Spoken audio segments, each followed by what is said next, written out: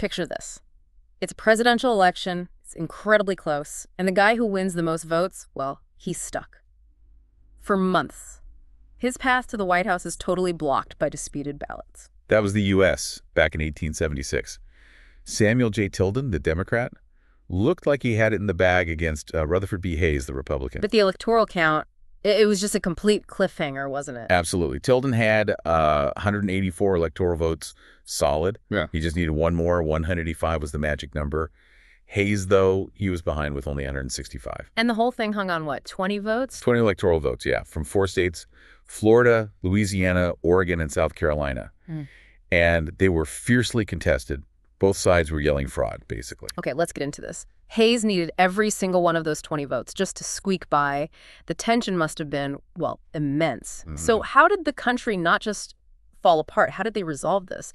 That's the deep dive we're doing today. We're looking at the Compromise of 1877 and Rutherford B. Hayes, using the Wikipedia pages as our guide. Our mission, really, is to figure out how this huge political mess got sorted out and what the consequences were, especially for the end of Reconstruction. And I think a key question for you listening is, how did they avoid a total meltdown? And maybe more importantly, what were the hidden costs?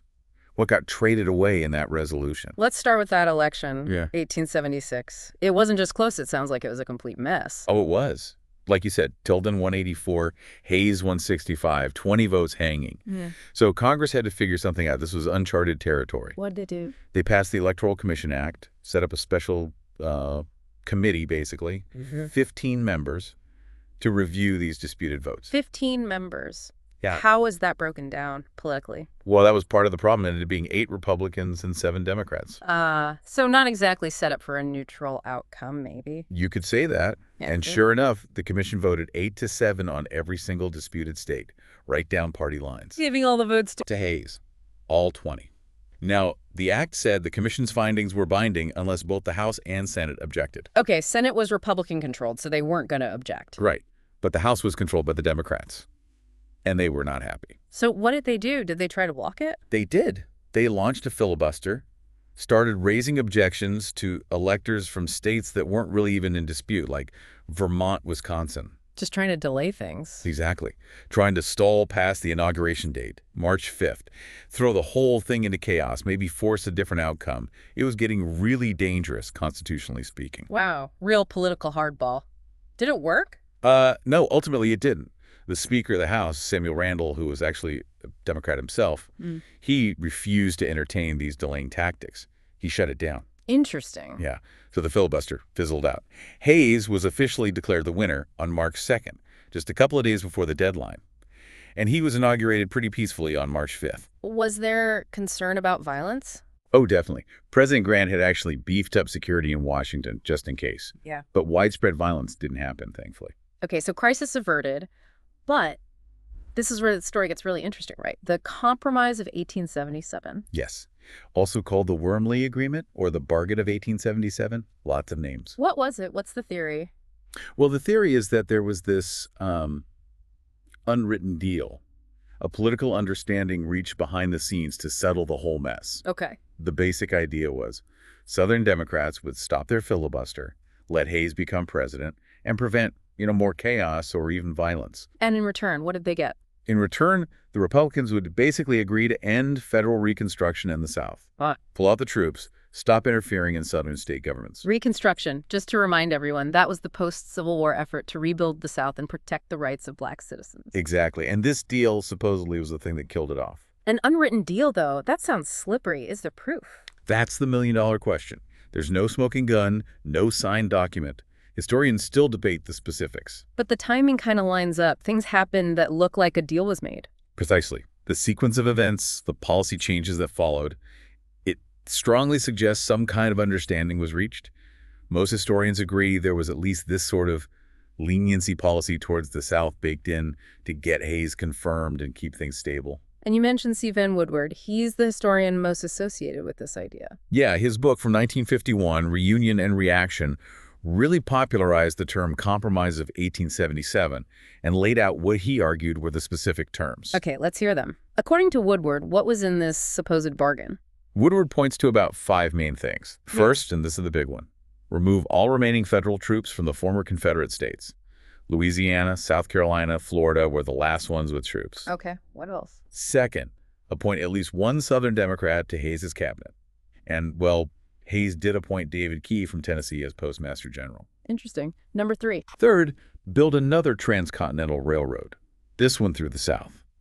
The Texas and Pacific Railroad was the specific project mentioned, part of something called the Scott Plan for Economic Development. Right. And fourth? Legislation to help industrialize the South, rebuild its economy, get things moving again after the war. And the last one? This sounds like the most controversial one. It is. The fifth point, essentially, was an understanding that the Southern states would get to handle race relations, deal with black people without Northern interference. Wow. Okay. So the filibuster ends. Hayes is president. Did these things happen? Well, the Democrats in the House did back down. They allowed the Electoral Commission's decision to stand. And then, yes, Hayes ordered the withdrawal of the remaining troops from South Carolina and Louisiana. Grant had already pulled them from Florida. And the immediate effect of that? Redeemer. Democrats. These were the white Southern Democrats aiming to restore white supremacy and end Republican rule. They quickly took full control of those state governments. What happened to Republicans in the South? White and black? Many white Republicans just left. They felt abandoned by the federal government. And for black Republicans, and the black population generally, it was devastating. How so? They felt utterly betrayed. Those federal troops, even if there weren't many, offered some protection for voting rights, for political participation. When they left, that protection vanished. And the long-term consequence? Within a couple of decades, by about 1905, pretty much all black men in the South were effectively disenfranchised. Poll taxes, literacy tests, grandfather clauses, outright violence and intimidation. You name it. So the South becomes the solid South, voting Democrat based on white supremacy. That's exactly it, for generations. This is a pretty grim outcome. But you mentioned historians debate this. Is the Woodward Compromise theory universally accepted? No, not at all. Some historians, Alan Peskin is a key name here, they really push back against the idea of a formal, explicit bargain. What's their argument? Peskin argues, for instance, that Hayes already supported home rule for the South before the election. Troop withdrawal was kind of part of his platform anyway. So maybe it wasn't a trade, just Hayes doing what he already planned. Possibly. Peskin also notes that appointing someone from the other party to the cabinet wasn't that unusual back then. It wasn't necessarily proof of a deal. What about the other points? The railroad, industrialization. Yeah, that's another critique. The Southern Transcontinental Railroad never got built. Yeah. And there wasn't any major federal push for Southern industrialization passed as legislation. So some key parts of the supposed deal just didn't happen. Okay. Any other counter-arguments? Peskin also suggests the Republican Party didn't completely give up on race issues right away, maybe not until 1890 or so. And he points to the role of Northern Democrats in ending the filibuster. Like Speaker Randall. It's exactly. Maybe Randall was less interested in Southern railroads and more focused on getting rid of what he saw as illegitimate Republican state governments in the South, like Louisiana. Peskin thinks maybe the Democrats just realized they didn't have the power to actually overturn the election, and ending the filibuster was just pragmatic. So less of a grand bargain, maybe more of a realization that the fight was lost, combined with policies Hayes might have pursued anyway. That's one way to look at it, yeah. It complicates the picture significantly. And there's another layer too, right? An international perspective. Yes, absolutely. Historian Greg Downs brings this in. He argues we need to look at the fear of instability that existed after the Civil War. Fear of instability? How so? Downs talked about it in terms of state fragility. There was this real anxiety in the U.S. about avoiding political violence, about maintaining stability. Why was that anxiety so high?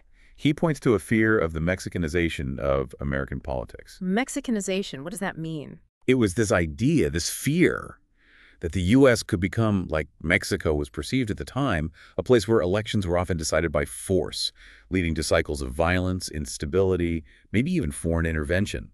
Americans wanted to avoid that at all costs, to look stable and strong on the world stage. Wow, I hadn't heard that term before. So the pressure to just resolve the crisis peacefully, even if the solution wasn't perfect, was immense, partly due to this international image concern.